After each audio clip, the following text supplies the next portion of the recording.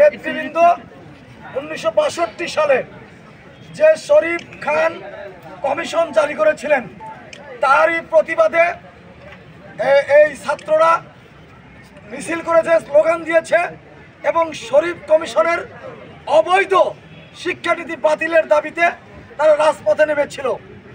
সেদিন শরীফ খানের শিক্ষানীতিতে ছিল উর্দুই হবে একমাত্র এই তদানীন্তন যে পূর্ব পাকিস্তান ছিল, পূর্ব বাংলার একমাত্র ভাষা এবং ইংলিশ, এই দুইটার জন্য তারা বাধ্যতামূলক এটা করার কারণে সেদিন ছাত্ররা রক্ত দিয়েছিল।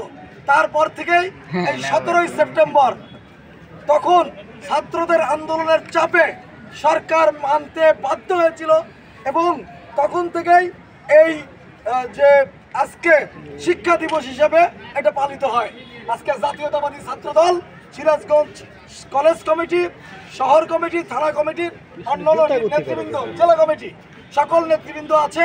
আজকে এই যে শিক্ষানীতিকে সম্মান প্রদর্শনের জন্য এবং শহীদদের আত্মার মাগফিরাত কামনায় আজকে শহীদ মিনারে পুষ্পস্তবক অর্পণ করছেন। তোমরা দুজন কথা বলো।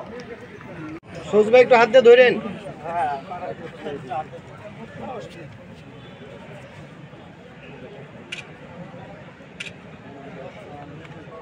দিয়ে দেন।